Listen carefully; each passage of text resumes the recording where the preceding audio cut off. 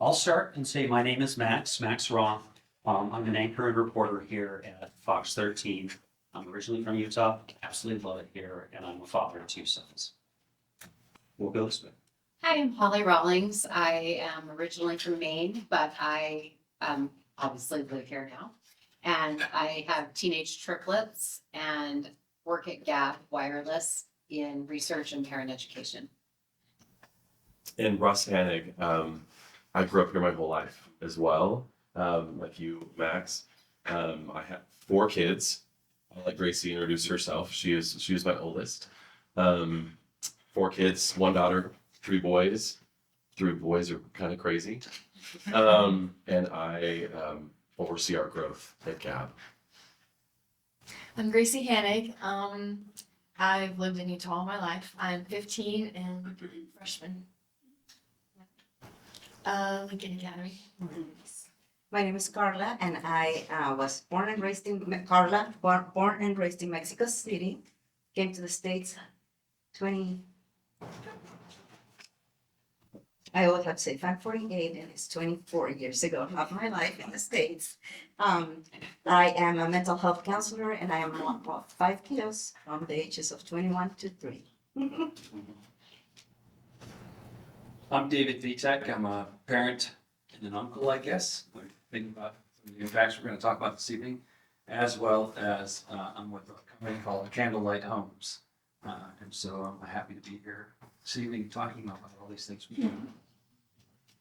I'm Jordan Tusher. I serve in the Utah House of Representatives. I represent the South Jordan, a little bit of West Jordan area, and lived in. You're my rep. Yeah, I think I've got a couple here. Actually. Yeah, he's our rep. Yeah.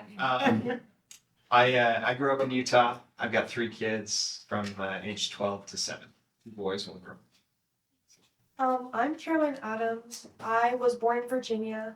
I've lived here for like 4 years. I lived in Georgia for like 7.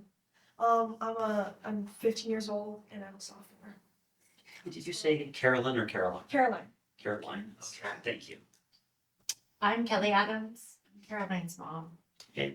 We have 3 kids and she's lucky enough to be sandwiched in between 2 brothers. In my former life, I was a neonatologist, so I'm a board certified pediatrician, but I don't practice clinical medicine anymore. However, I serve on the Utah PTA as the student leadership commissioner.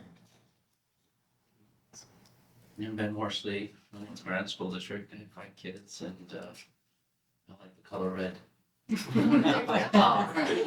Utah fan. I'm Amy Winder Newton. I'm a senior advisor to Governor Cox and the director of the Office of Families, and have had fun doing all this social media campaign stuff. So I have 4 kids, ages 19 to 27, and a daughter-in-law and a mini golden doodle puppy, and a grandchild on the way. And I'm Kelly Chapman. I anchor not anymore, the 5 to 9. Yes. A little off my plate there. I do have 3 children, 17, 15, and 10. And I was born in Virginia as well. My dad was in the Navy, but I grew up in New York. And happy to be here and with all of you, and we're all parents, right? I know the struggle it is every day in this new world of technology. So I am very eager to hear what you each have to say. Yeah, and that goes for Caroline and Gracie too. Yeah, I want you guys to feel comfortable expressing your opinions and your experiences about all of this. I know it can be intimidating around a bunch of grown-ups who supposedly have things to say, but maybe not as much as you at times. Why don't we start, show of hands, how many people posted something on social media today? Now this is weird. Oh, I do. Because I posted something on September 20th and then today. So that is unusual for me, but my dog was really cute on our camping trip. So. And I posted something today, not for personal reasons, but for work reasons. So I would say 50% of all my social media use is personal and the other 50% is work related. So maybe we can open up with that though. Why? Are some of you relatively active on social media and today was an unusual day? Or do we have a whole bunch of social media, what would I say? avoiders? One avoider. Yeah. Like I am an alcoholic.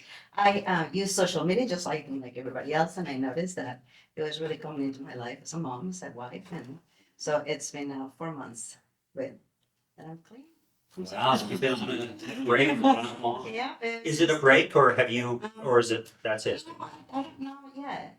I think I have to work within myself so that if I choose to use it again, it's gonna be in a more responsible way. And I have to learn other coping mechanisms rather than, going into the bathroom away from your kids on Facebook. Yeah. And so I think when I get to that place, then I'll be able to make a decision. You know, Carla, so many people use social media to connect with family or friends. And so to take that away, have you found other ways to connect? What are you replacing it with? So I think a lot of with me, I was connecting with other friends and with family that were away from me, but I was disconnecting from my husband, from my children. And so I think when I took social media out of my life, what I found is that those who are near your heart will call you and will continue to stay in touch. But then what I found is that my life is now fulfilled with more conversations with my kiddos, more games, more walks, more interactions with those who I live with.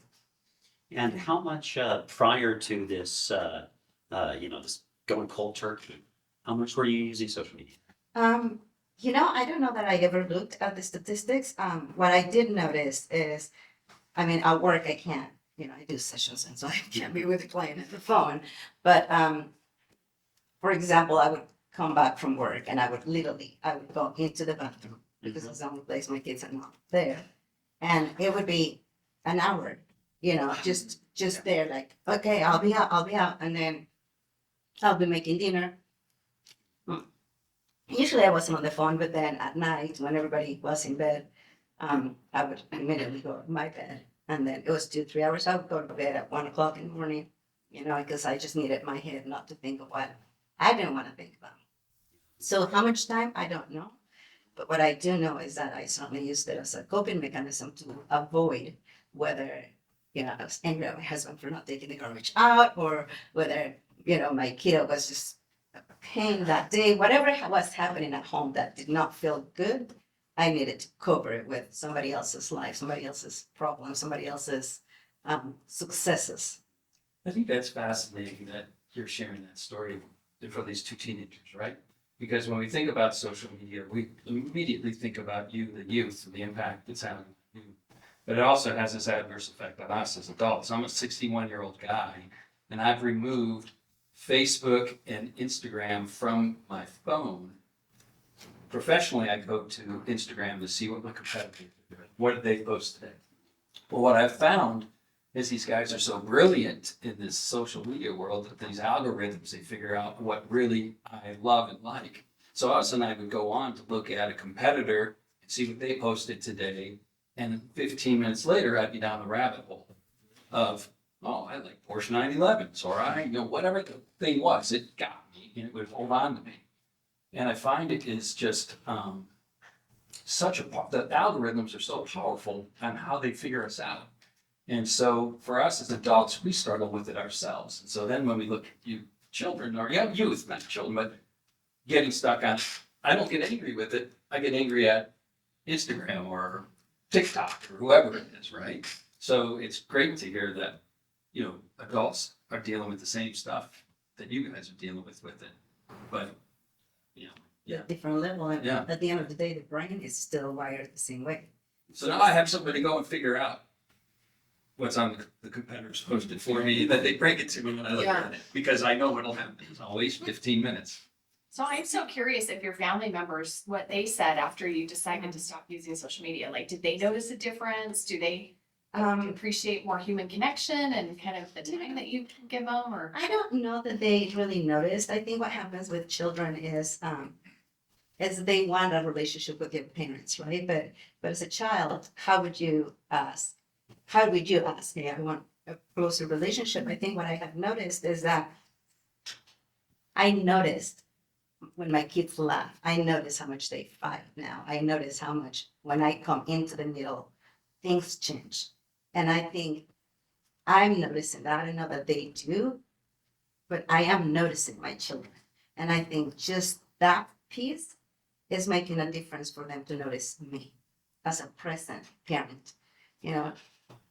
I wonder how much of that is like we really notice day to day because it's really incremental, but over time. There was some research I found as part of a presentation I did a few years ago that talked about that interactions with babies, the little goo goo gaga type interactions were down like 50%. And it's not just social media, it's technology as a whole. And it was having an impact, a lagging indicator on kids' social development because it's not something you can find in the moment. But frankly, all bad examples, I bet all of us looked at our phones when we were last time we were in the restroom and we expect our kids to be different, but we frankly need to set a better example ourselves. Yeah. So Caroline and Gracie, I'm curious. I have kids just a year older than you, and they often point out to me, "Mom, you're on your phone. Mom, Mom, why we're doing this?" And so, what do you notice? I know your parents are here, but No, throw me under the bus. yeah. Is that something that you do notice? Yeah, I feel like I obviously I'm really observant, I guess, and so I pay attention to a lot of things that like even without even noticing I'm paying attention to, which sounds weird, but and then so when I notice like my parents on their phones and stuff, all I can assume obviously that's important because my parents really value like being with each other and like being with us and like my brothers and not being on their phones all the time, and so like when I'm noticing like, oh, that's kind of weird, but I assume it's important. But if I feel like I'm like being disconnected from them or like that it's just like not, it's just being disconnected, then I'll say something about it and they'll immediately get off their phone even right then, even if it's important. And I always think that's really awesome, even if it's hard, they still do. Thank you. That is really awesome. For me, I don't know. When my mom notices that I'm on my phone, I'll be like, well, I mean, I guess you're on yours too. And then she's like, I'm on it for work. So, I mean, I never really went out, but it makes sense why she's on it. I guess the reason why I'm on it's not as a great reason, but I mean, she's always trying to like find things for me to do and stuff. Like, they're always trying to do things for us, so I think it makes sense, but yeah. I'm gonna throw something in. Oh, Oh, why is it wrong? Why am I on it? I don't know. I just like going to my Snapchat and I'm just sort of like, what do I do right now? And I just do that.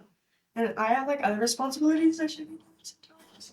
But it seems like a greater reward if I do that, but it's not. But when you go into YouTube and Snapchat, what is it that you looked at? Lately I've had like an obsession with like this ballet studio. I don't know, it's really cool. I really like to see how they like perform and stuff. And like it started giving me motivation seeing how they put in a lot of effort in what they do. And sometimes it's good like that, and then sometimes kind of just like nonchalant videos that don't really matter. Snapchat, I don't know. Sometimes I feel like I have to keep up with my friends. So that's why I use it. That's like a main reason why. The snap streaks. I Oh yeah. don't know, I'm so bad at streaks. I do not. That's good.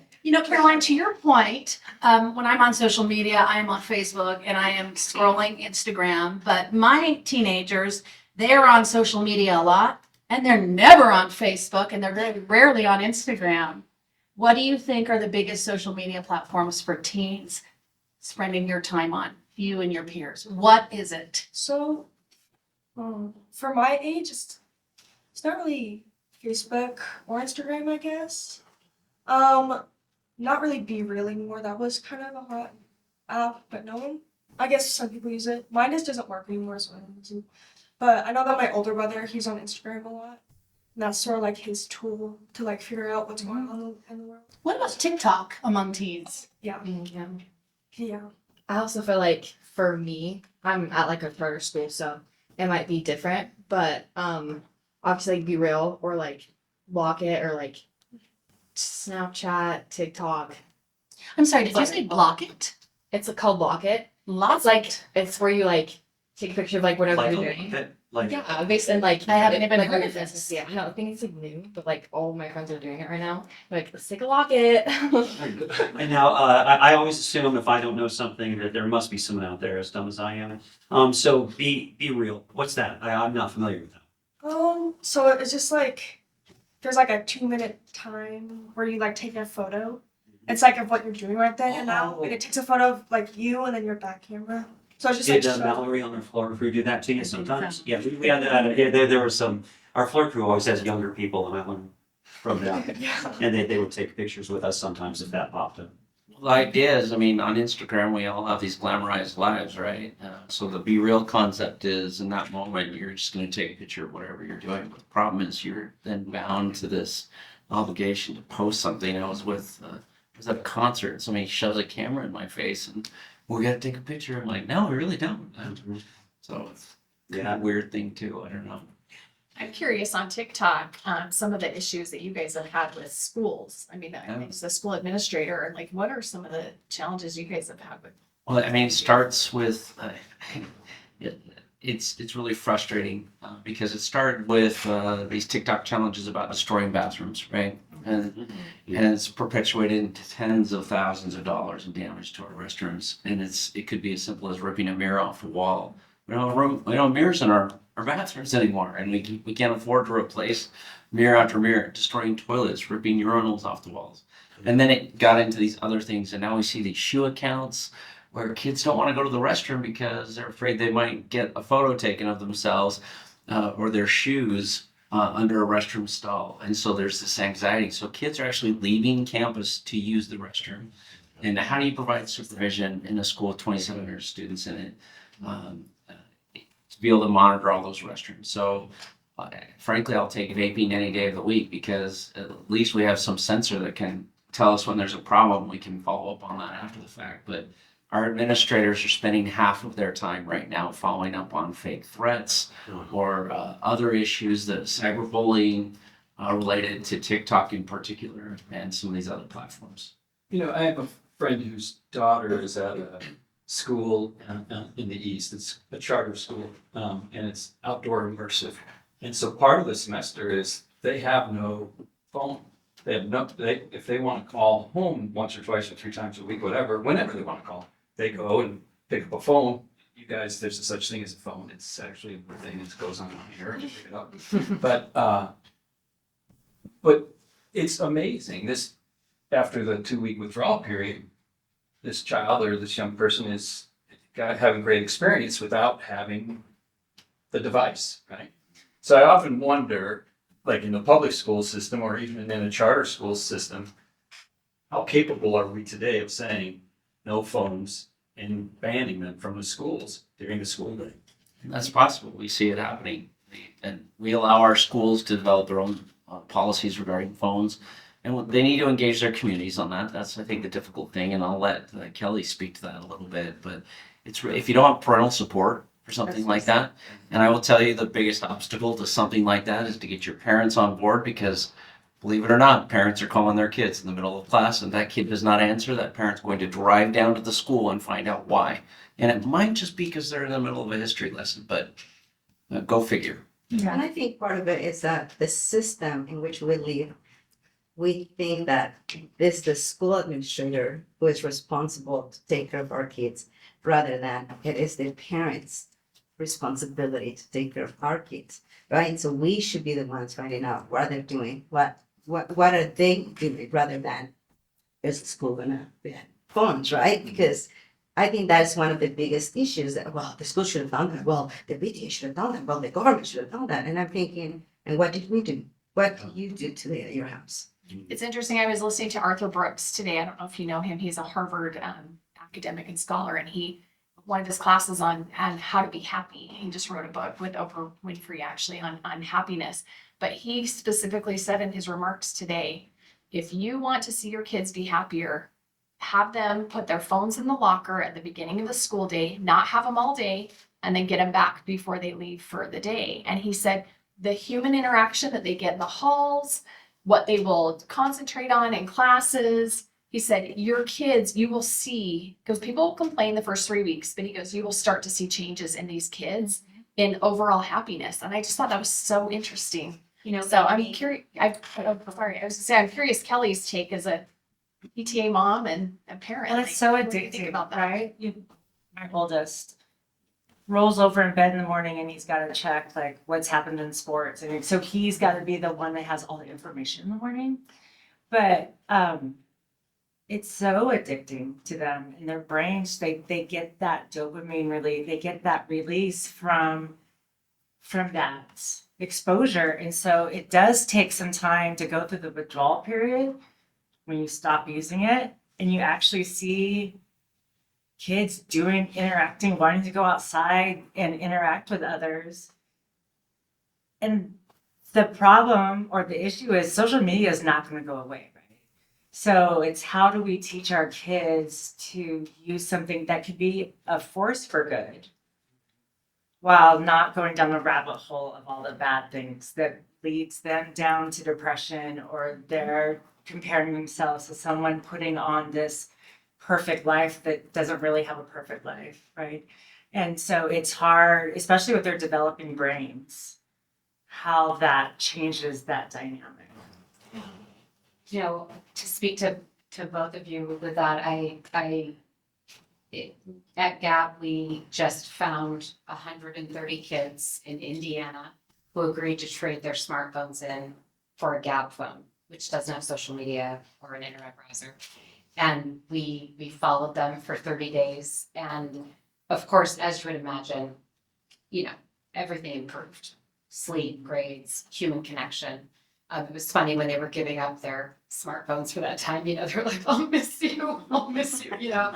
But when it came time to turn them in, so many of them said, I don't want it. It's giving me anxiety to get this back. To be on social media is a job. So then 2 months later, we met with them again. And what was so amazing to me was that almost all of them said, we got our smartphones back, we put social media right back on, we went back to our old ways. But then at the 2-month mark, so many of them had deleted the platforms because they had that space to realize that they don't like the way they feel. And they spoke about their younger brothers and sisters and how worried they are. They're like, kids these days, they don't play. And so I heard over and over that when a device doesn't really have anything to do on it, that all the faculty said the campus was more lively. You know, kids were connecting because they didn't have a place to hide and a place to distract, which is the exact same reason a lot of times adults use our phones. It's an interesting finding. Jordan, I want to bring you into this Yeah. because I'm speaking just as a mom here in my own personal experience of children who went to public schools, and it was common for the entire, freshman classroom of students to just be sitting there on their phones.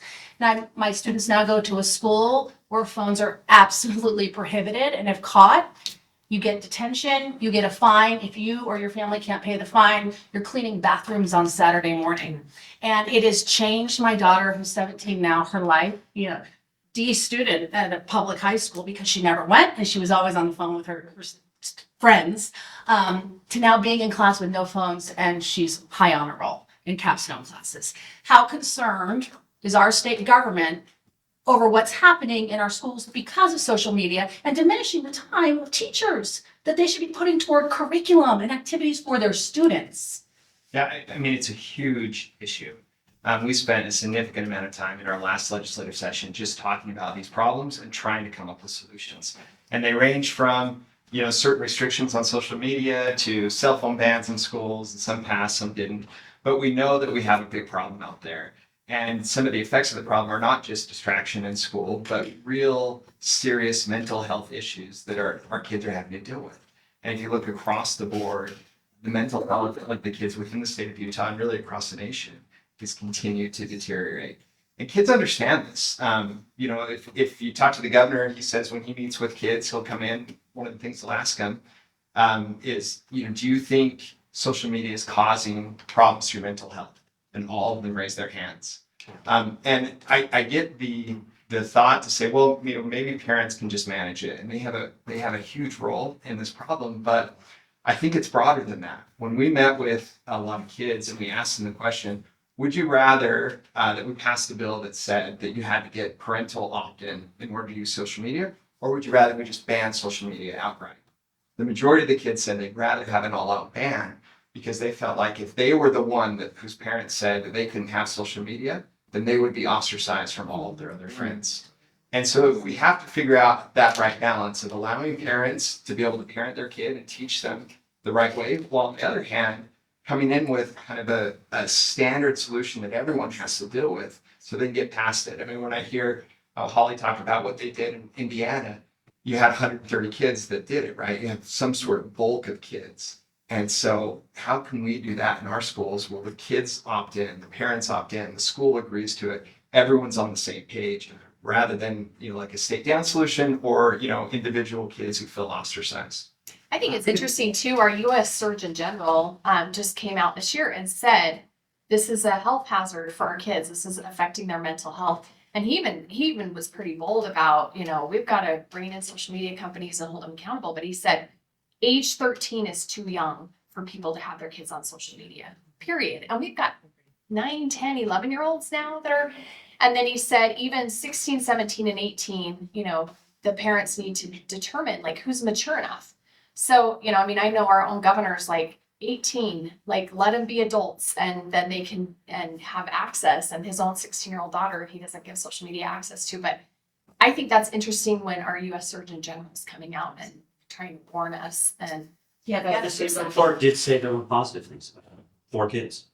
That same Surgeon General's report. right, but by and large, the biggest concern is that there are mental health effects, and you can see the hockey stick from 2009, 2010 when social media came online until now, and how self-harm, anxiety and depression, all of those Suicidal things. ideation. Yes, this is a huge issue, and we're just handing our kids over devices. It's We to me, would it's crazy. we see products all the time, and if there was a product out there that was known to cause mental health challenges or difficulties, we would immediately step in and say this is not appropriate for kids. And yet we are fighting over something that is a known carcinogen, as it were, for our kids. We're against a multi-billion-dollar industry, right? Absolutely. Us as parents and grandparents and whatever, in a way, we don't have a chance because this is one of the biggest industries going right now. And they are hiring the most talented people to make sure that they're creating these addictive mechanisms or programs to suck us in, whether we're adults or the youth. And so I think I'm very pleased as a parent to see the governor and the legislature take action on this and pass these policies that are making it parental sign-in, right? Or parental approval to get into social media. I think it's not happening without you right now. And so I think it's very important. I think it's a great step. And I do think the pendulum is swinging from not thinking about it and allowing it to run rampant to us as parents across the globe seeing the damage that it's doing to our young. And so I think us as a state taking a step, I think, has been incredible. Yeah, and I'll say, that's the whole reason I got involved in this in the first place, was I had constituents call me that said, I'm a parent and I'm struggling. I'm doing everything I possibly can to try to protect my kids. And I put this lock on their device, or I've hidden it over here, and they just keep getting access to it. And I can see the harm that's causing. And it's bigger than me, right? I can't fight these algorithms anymore. We need help. Please do something about it. And that's what spurred us to I bring did legislation. testify on his bills because every day I literally see it when we talk to parents and their kids made a fake threat or there's this cyberbullying going on. I've never once had a parent say, oh, I knew my child was doing that. I was monitoring their. It's always, I had no idea, because they have no idea. And most parents have no clue how to even begin to monitor their child. To monitor is a full-time job. Yeah. And it's not tenable to be able to do that. And if a parent can't do it for one child, how can a school do it, a school system do it for several hundred students or tens of thousands of students? We Because can't. It has to be seen as a public threat. It has to be seen as a health issue. right? And so if we were to be dealing with smoking, with drugs, there would be a different approach taken. And I think this has to be taken from the approach of it is a health issue. It's something that is impacting our children, our adults. It's a health issue. And I think when you see it from that point of view, then you're gonna get more buy-in and you're gonna be able to, number one, increase campaigns. And we do need, I mean, at some point, the ball has to stop somewhere. And oftentimes, when we're dealing with $1 million industries, it has to stop at the government level and then trickle down. But it comes with a lot of psychoeducation. It comes with a lot of campaigns like the Live On campaign, with suicide, et cetera, et cetera. And so, to me, it's when we see this as a health issue that impacts everyone in our society, not just children, but everyone in our society. I think that's where we could have a chance. I do believe, Carla, it is a public health issue.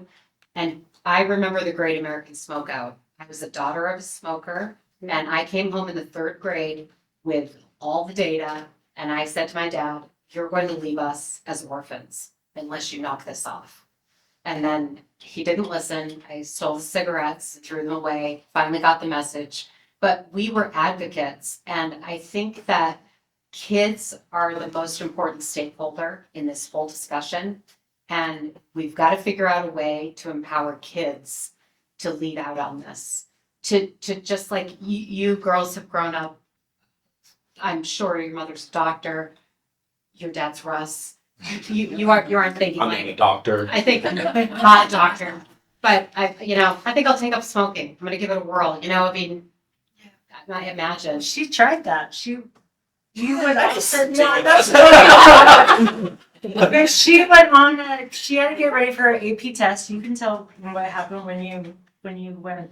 Oh yeah, I was like so nervous that I wasn't gonna get a good score because like the whole year I wasn't like bad at learning, but I was like I don't feel good enough for this, and I was like I have like a week before the actual test, and if I don't like get off my phone, then I'm not gonna get that much time in to learn. Wow.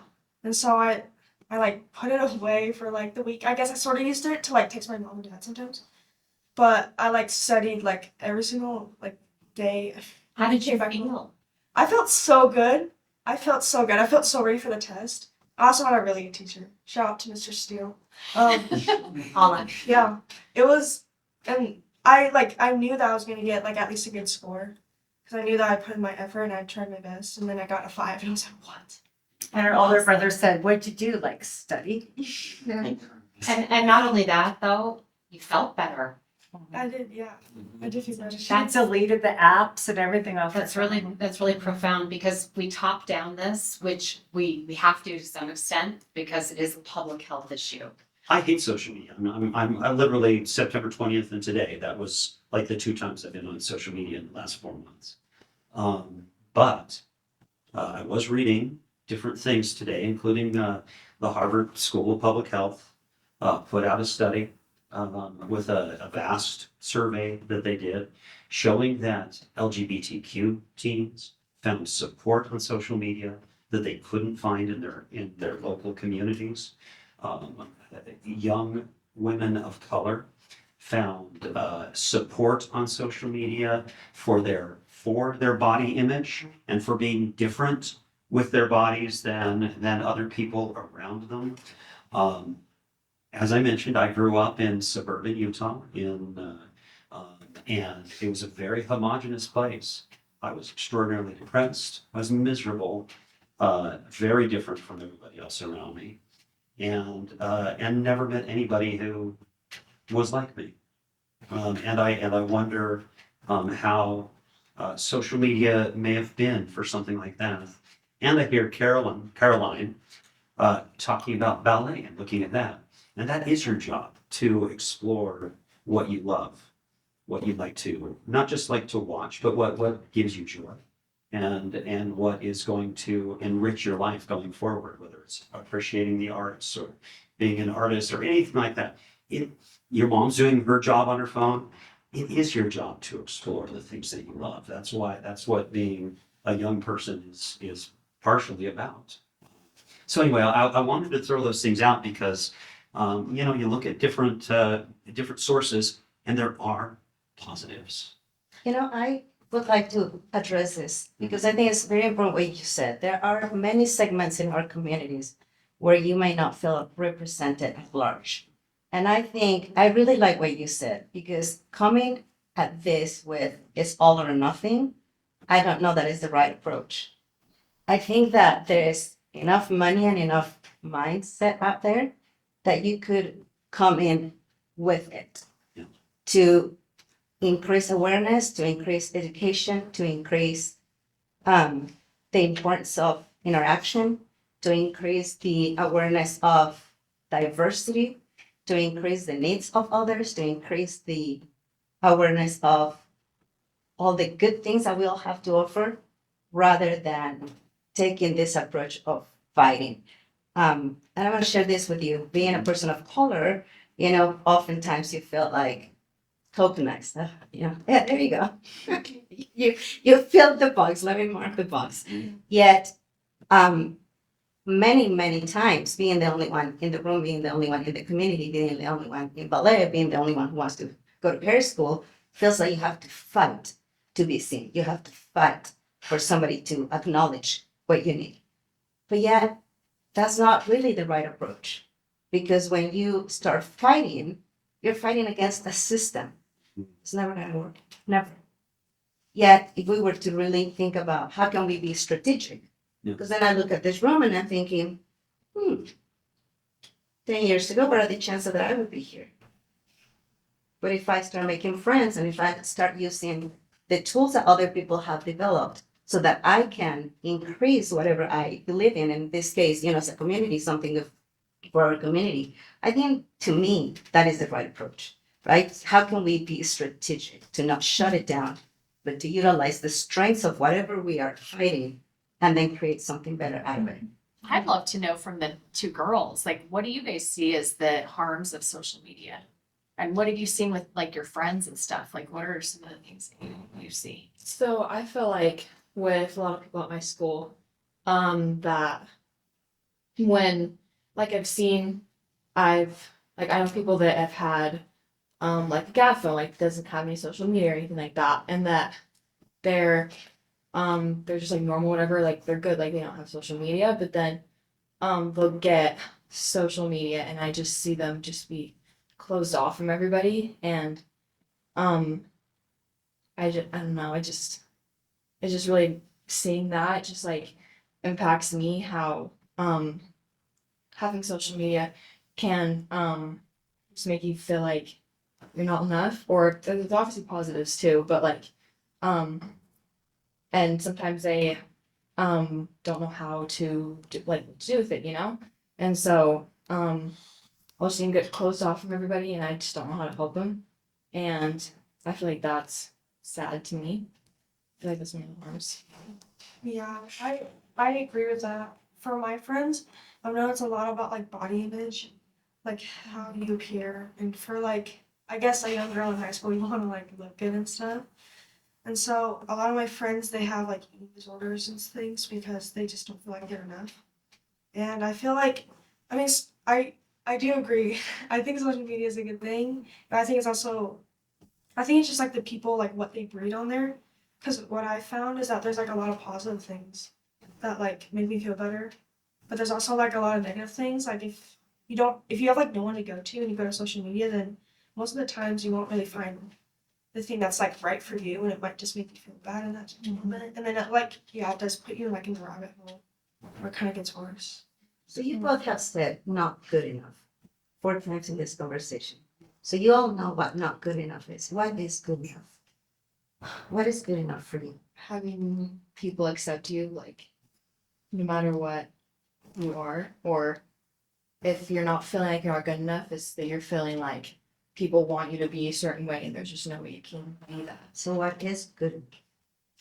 Like having the best clothes, or like having like the most money, or like things like that, that are really like worldly, like things that the world considers to be really, really important, that we just place above like relationships with other people, and like so much, and like school, and like important, like things like that. So good enough, what I hear from you is that good enough is not longer who you are, but what you are. Yeah. Yeah, Same I for agree me. with that. I feel like I want to hear Russ's reaction to that, Well, as the dad. I was really interested to hear what Caroline was going to say, but I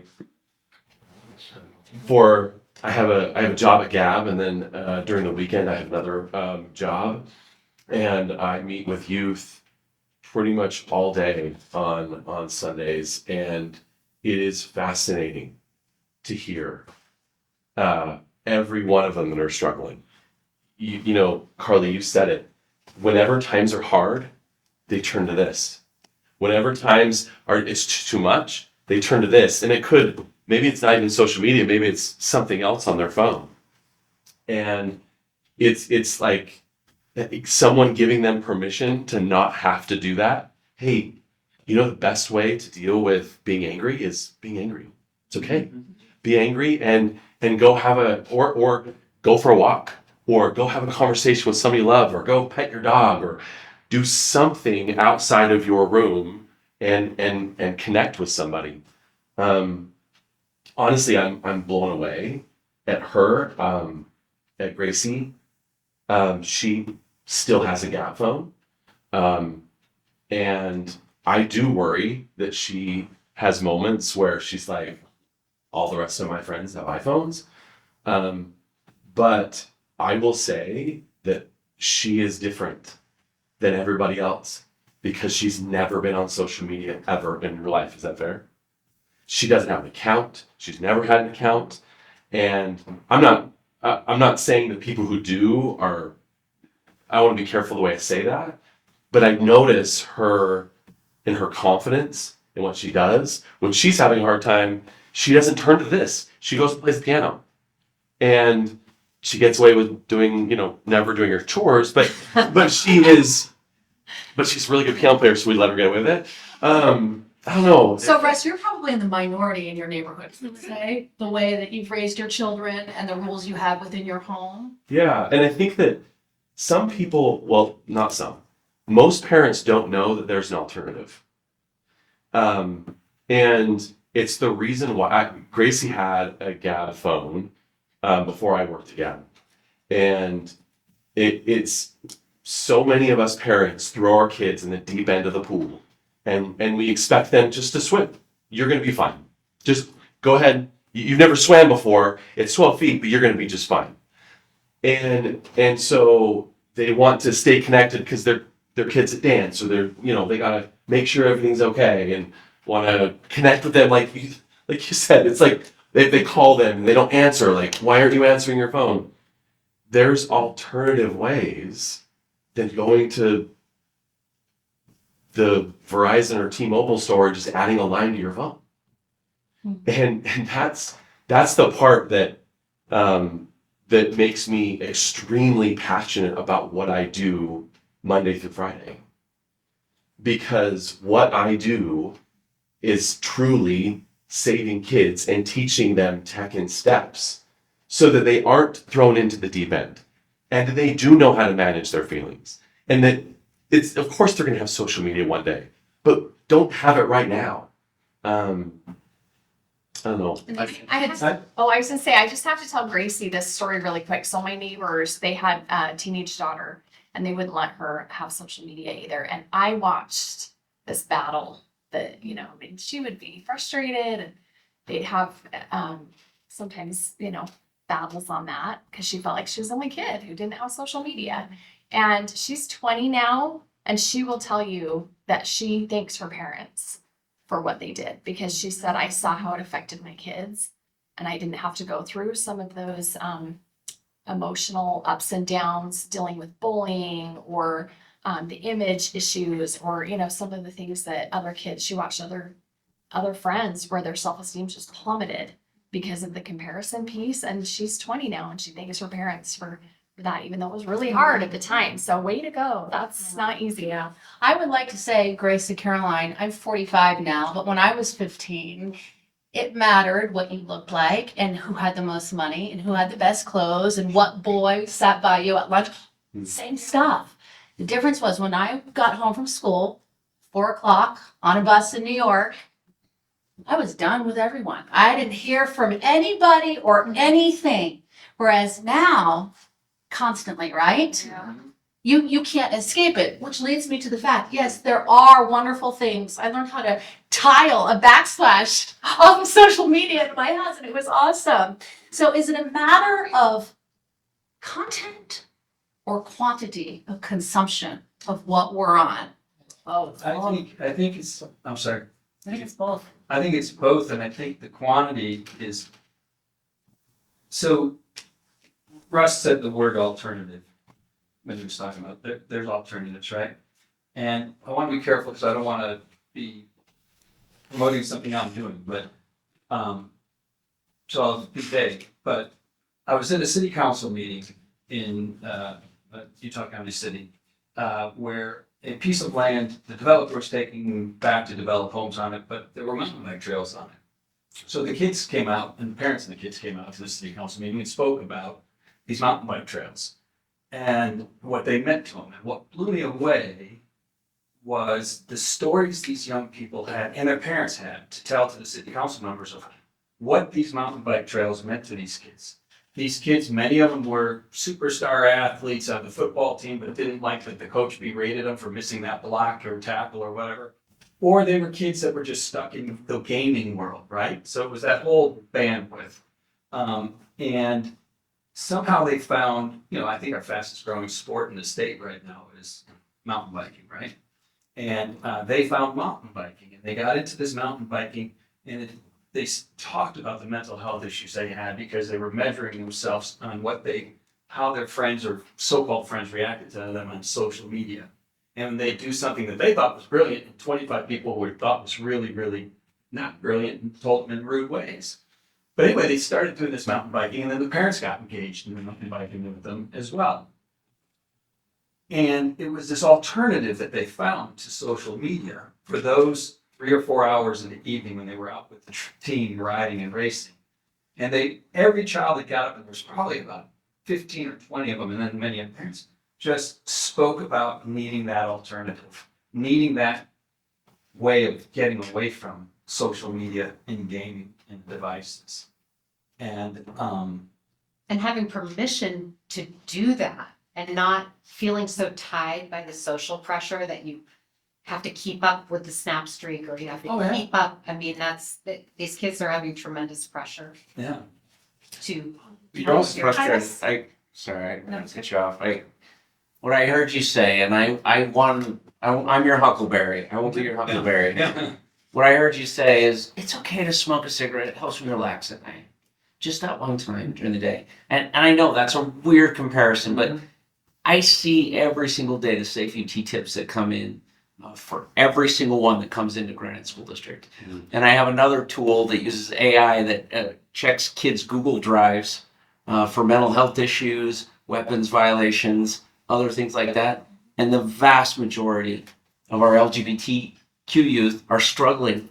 And so I hear what you're saying, but they're not getting a benefit from social media by having that outlet. And there are alternatives Very for good them. studies that say that. I understand that, but I'm just not seeing it on the street here. I'm seeing kids who are struggling tremendously, and an outsized portion of those kids are LGBTQ. So I think there are alternatives to help them beyond social media, and I don't want to sit there and pretend that there's this little good here, so we should just open it. No, for our minors, I cannot be convinced that this one resource, this one little opportunity is going to be good for them. I don't think they're mature enough to handle it. I don't want to rely on social media to be filling the needs of kids who feel othered. I want my kids to go out and find little Max from Ogden Absolutely.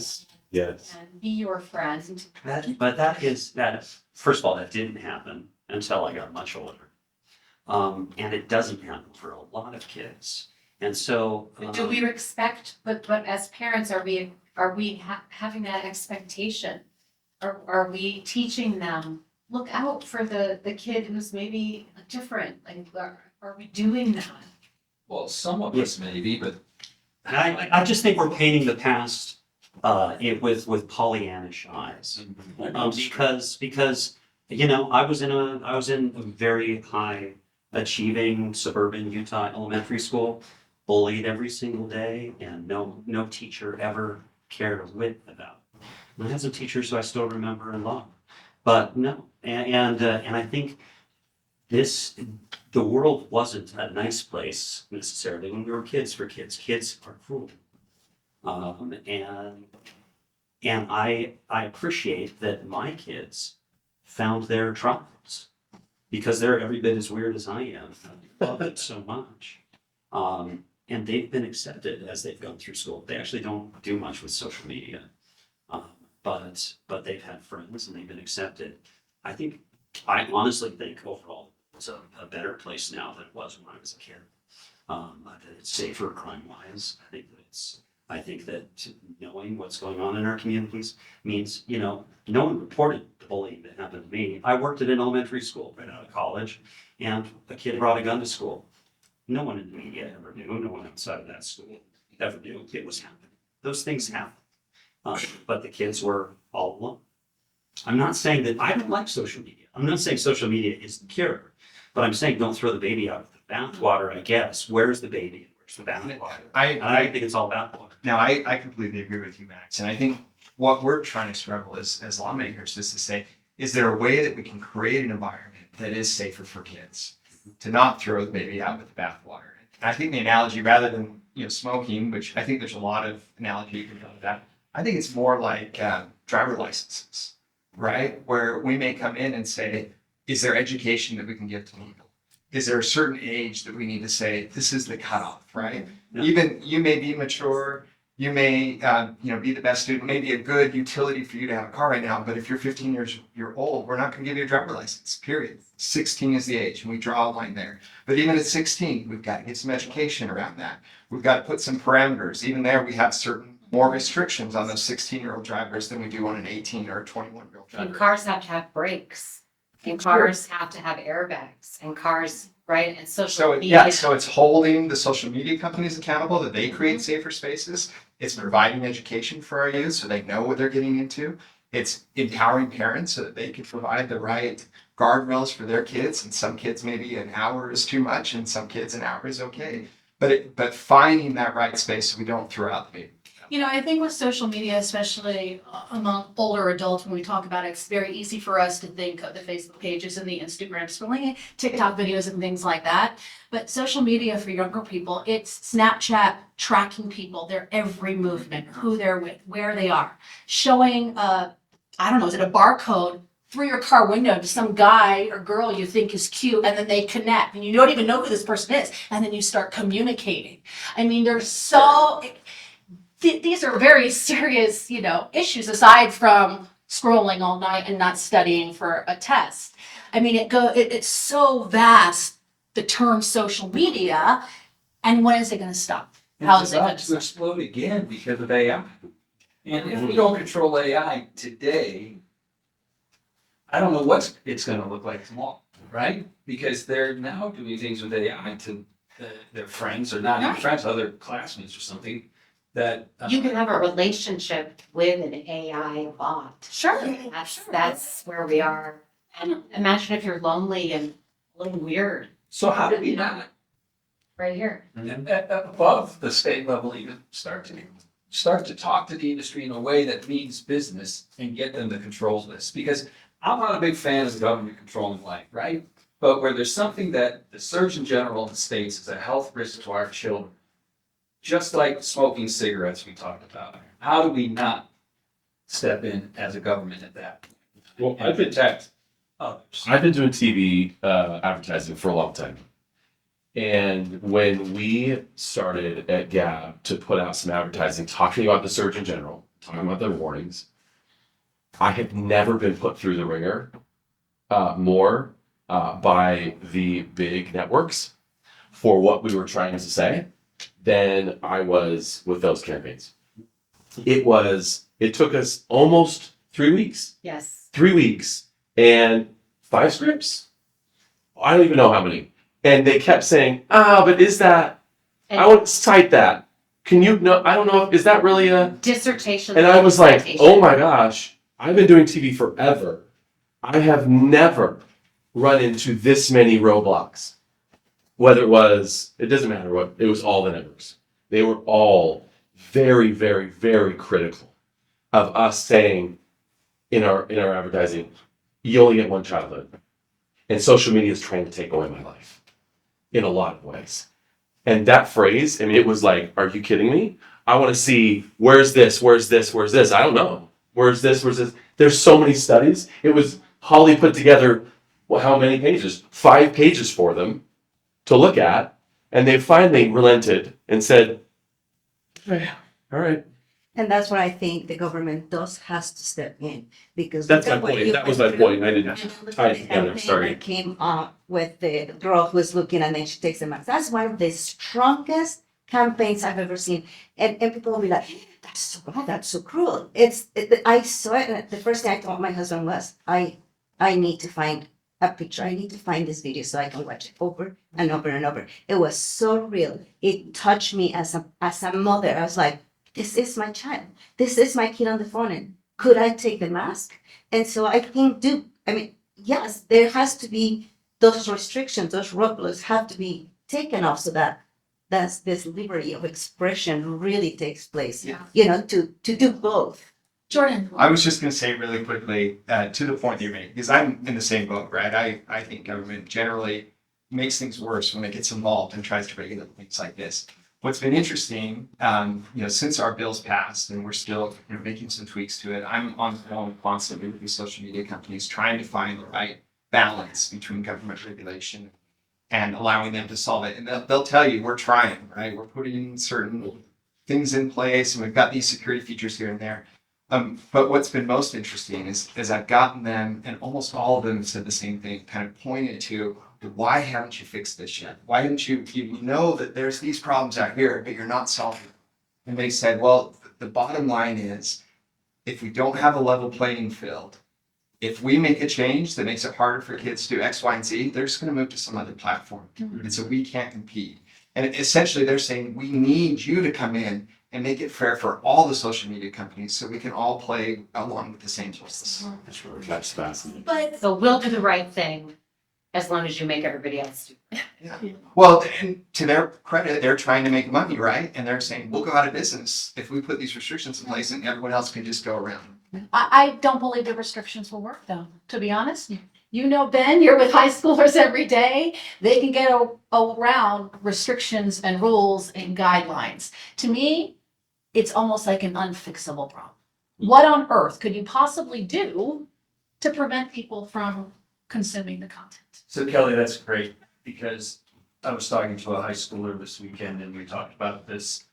And he said, well, that's no big deal. I'll just get a VPN and work my way around it. Because he can get on a VPN, plug in that he's in Texas instead of Utah, and be able to still get access to that social media that may be blocked by the state. Maybe California instead of Texas, but. I'll tell you, with the bills that we worked on, we understand the kids will find ways around the rules. A couple of things we were trying to do. One, we were trying to help give parents the help that they were asking for, right? So it's easier for a parent to say, I'm sorry, I'm not going to allow you to be on social media, even if you could find ways around it, because it's against the law. Then, I just want to stand up and I think it's wrong, and then they kind of get the FOMO and everything. So we were hoping to give a little bit of ammunition for parents. The other thing that's really interesting about social media is it only really works if there is a social network of people participating in it. So if we can take 50% of the kids off social media, that has a big impact. And maybe the other 50% of the kids are like, I don't want to be here anymore because X, Y, and Z friends aren't there anymore. So if we can take little baby steps to reduce the dependence on social media, it will probably have a bigger impact than trying to solve 100% of the problem. Plus addictive algorithms. Talk about even reining in, your bill specifically tried to address addictive algorithms, which is brilliant because that's one of the problems is where kids and adults get drawn in and it's the never ending scrolling or videos playing and then, you're down a rabbit hole 3 hours later. Exactly. Well, and it kind of goes back to the idea of making a level playing field. If we can take away the addictive natures of it, it'll hold social media companies accountable at the root level. There isn't a way for kids to get around that, right? The social media companies are solving it all. And so those are types of problems that we're trying to. I appreciate what you're saying. I see that every day. You're right. And ultimately, I really appreciate what Jordan and our state legislature and the governor are doing. But at the heart of this issue is just like it is with any issue. We need our families, we need our parents to step up and be parents. Kids do not need more friends or more followers on social media. They need parents. They need structure. They need love and support, and they need a relationship. And the fact is, far too many of our parents are afraid to take off TikTok off their kid's phone. We had National Shoot Up Your School Day. More parents were afraid to send their kids to school than they were to remove an app from their child's phone. So at the end of the day, we don't teach bullying in school. Where do kids learn how to bully? They learn from their parents. I tell you, they come in and I can tell you exactly where they learned that behavior, right? And they can learn from us appropriate behaviors. They can learn appropriate alternatives. We're never going to get a handle on this at the end of the day with thorough government regulation. Even though that can be a great help and support, we need our parents to step up. So what Gab is doing, I think, is awesome, right? It's giving an alternative. And I wanted to share one thing with you, get your feedback, is our group, my partners and I are just about to do an experiment of 9,000 homes. And that 9,000 homes, the mission behind the whole community, it's one master plan community, the whole mission behind that community is to create a place, here's the catchphrase, right? Create a place where children can maximize their potential by minimizing the time on their devices. And the community layout from day one had nothing to do with homes or roads or anything. It was just all this contiguous parks, trails, and open space, and then creating a place that is safe for kids that have an alternative, whether it's the fine arts, whether it's sports, whether it's exploration, whether it's building a tree house up in the mountains somewhere and have no HOA tell them they can't do it. And when we take it to the market, we'll take it to the market with this mission behind it, that we are so moved by what's happening to our young people today that we felt, just like the guys and gals at Gab felt, that we have to do something. So we're creating a community that's just 100% about giving you alternatives to your devices. And we think that our gamble is that there'll be a community that wants to rally around that and be a part of it and have that alternative in their life. So then all of a sudden, the parents are making a choice to live here, and the kids are having all these alternatives where they're not tempted to sit on their device in their bedroom all night because 30 other kids are running off to do a piano something together, recital together, right? Forgive me. Or mountain biking, or some other fine arts, whether it's dancing or music or stargazing, something, right? And so we're making this big gamble on this. Would you, as parents, want to move to a community that would give that alternative to the kids? Or is it better to live just over in Sandy and Draper and, South Jordan, West Jordan, etc.? And girls, I want to know what you think too. Would you want to move to a place like that?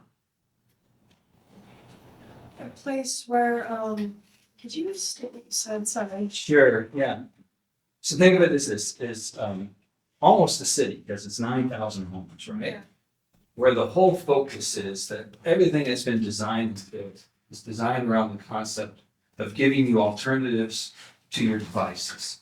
Whether it's the fine arts or sports or exploration or whatever, right?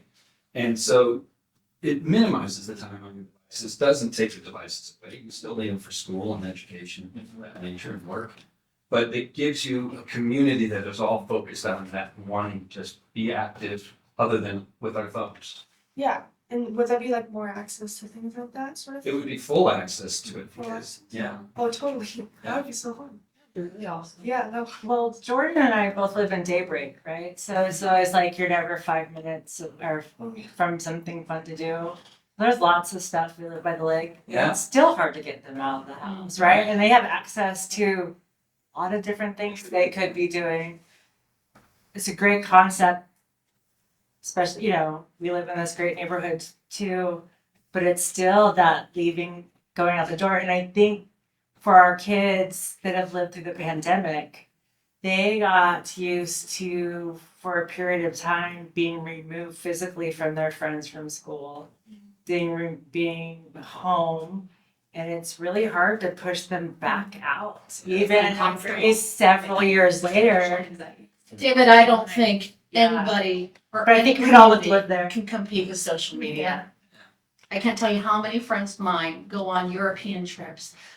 Family went to Hawaii a few weeks ago for UEA.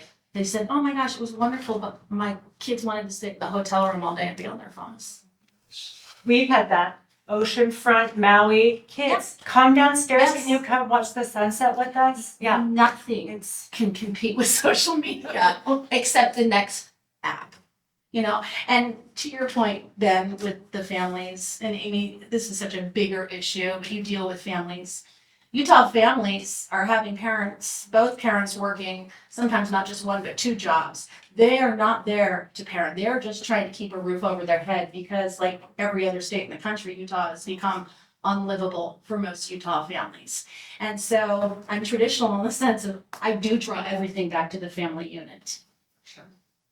And that's an issue, and everything has a trickle down effect. So how are we gonna combat that? You've gotta have a parent there that is guiding these young children, because otherwise, their only thing to talk to or turn to is social media at times. You're right, and our relationships matter. I mean, we've talked a little bit tonight about building relationships with parents and children and human connection with others, and that's critical. That's a critical piece. We've got to be able to have that. And you know, I mean, I think as adults, we set the example. If we're at the dinner table with our phones, we're telling the kids that that's okay, and being able to have time where you know, you have your devices away and you're focused on family, and family time is critical. We want to build those relationships. Let's cut it off there. Thank you all so much for being here. This has been a great conversation. I think we were worried about whether, we'd have to just gauge the energy dropped, midway through, and we'll just cut it off. But instead, we had this drop. Stick to it. Exactly. Yeah. But we all have people to go home to. I wish we had an easy answer. I could have come up with it right here, but that is, It's the whole world's trying to figure that out. It is Yeah. going to come from this It's generation. gonna have to be what you demand, what you say to social media. This is the way I want it to be. Or I'm not gonna use you. Thanks for having us, you guys. Well, thank you. We didn't want to do this. We really appreciate it. So. Thank you.